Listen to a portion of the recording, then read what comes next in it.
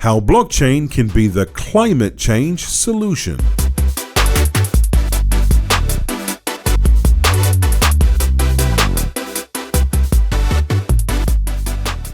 Hello everybody, my name is Morten Rongaard. I'm the CEO and co-founder of Reality Gaming Group. So we have a problem. And that problem is we only have one Mother Earth. And people seem to forget that, especially working in the whole Web3 and blockchain space. We also have another problem. Too much talk and actually too little action. I see a lot of people working in this space, and I've been a pioneer in this space forever. Working with Web3, working with NFTs, working with blockchain. A lot of people talk about they want to do something good for the environment. They want to take action, but all I actually is hearing and seeing is just talk. We need to be take much more responsibility in pushing this agenda, especially within the Web3 universe. We have a whole population looking at us of this technology, and we need to take responsibility. Then the last problem, transparency. What we see right now is actually in the current kind of possibility for companies to buy carbon emission, carbon credits, we are missing transparency. And this is where the blockchain can give that transparency. We need to implement this technology, make it available so everybody can actually see what is happening, can track everything what's going on. And I want to show you a little bit what we actually are doing. Because we walk the talk. I took a decision back in 2017, starting on Ethereum. I could see the volatility was an issue with gas prices. I could see the consensus model was also partly a problem in terms of working sustainable. So we basically built our own blockchain and put it on servers where actually it's being powered by carbon neutral servers. And now we're actually taking the next step into this world, which the next talk after my one will actually give you a little bit more understanding what we're doing. Because we are brand guardians, we work with leading brands who wants to enter from Web 2 into Web 3. So working with leading brands, it's also important that we actually cover two things for them, regulation and sustainability. Because their brand needs to be protected, and the consumers are demanding that we are very much aware about the sustainable aspect of this. You know, how is this being, what kind of consensus model are we using, what kind of service, how are we making sure that we handled basically the carbon footprint that they will put into the Web3. How will we be able to handle that? And that is what we do via our platform. So we work with big brands, and let me take ITV as an example. No, let me take BBC as an example instead. So we actually started working with BBC, which was a kind of conservative company who wants to enter this space. And we said to them, you know, Web3 is the new thing. You need to embrace it. You need to have a Web3 strategy like you have had a social media strategy in Web.2. So we are creating a game with them, which is a trading card game, where we right now have minted 1.5 million cards. And everything we actually do in the Web3 space, we are now allocating resources to basically buy into real green projects that can make sure that we actually handle the carbon footprint that these 1.5 million cards is going to have into the Web3 space. So this is very unique, and this is why leading brand actually chooses to work with us, because we walk the talk.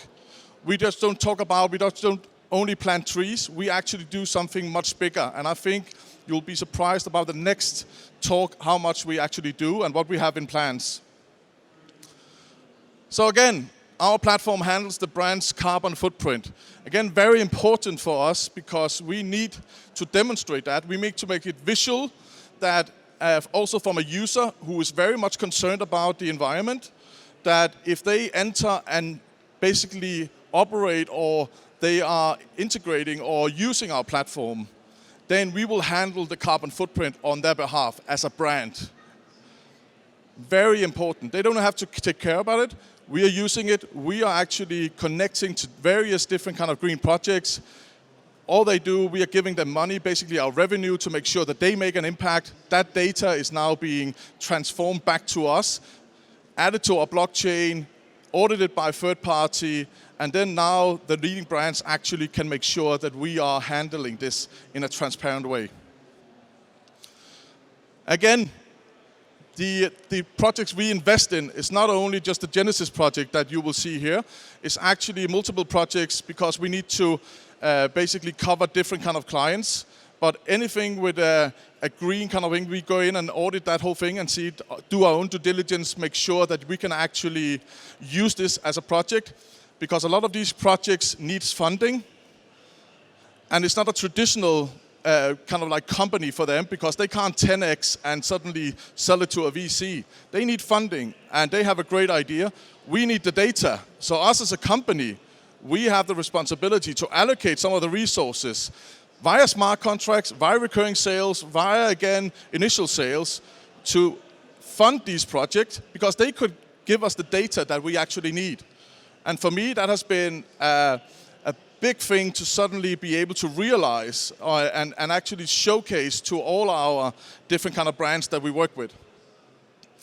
Third-party audit, again, we're working with companies like Deloitte, where the data coming from the green projects will be audited in and being added to the blockchain. And then again, we can demonstrate the impact score in a visual way. So suddenly these brands can see that, oh, all this that I'm doing is now being added to the blockchain.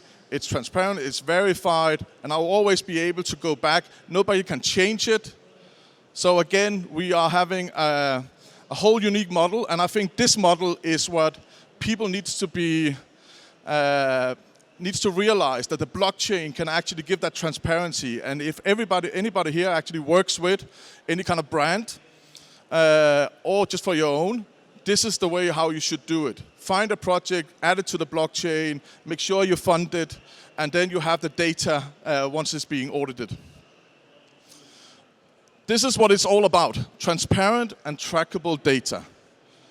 For, again, a brand, it is so important.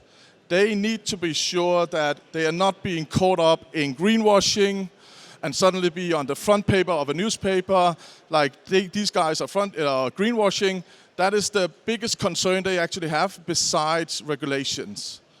Again, greenwashing. You know, we know already now, a lot of these projects out there on the market already is double or triple selling the data, and we can't keep continuing like this.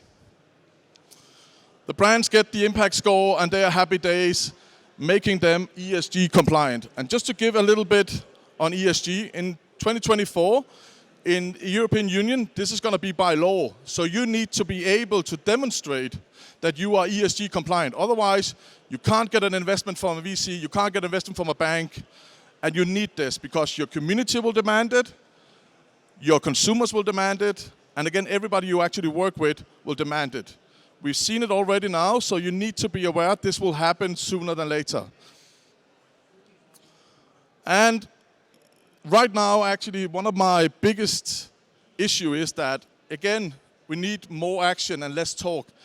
The politicians out there, and I don't think there's a lot of politicians here tonight, need to wake up. They need to understand that it doesn't matter if you have a perfect plan, you just need a good plan today, because it's better than a perfect plan tomorrow. And that was actually George Patton who said this.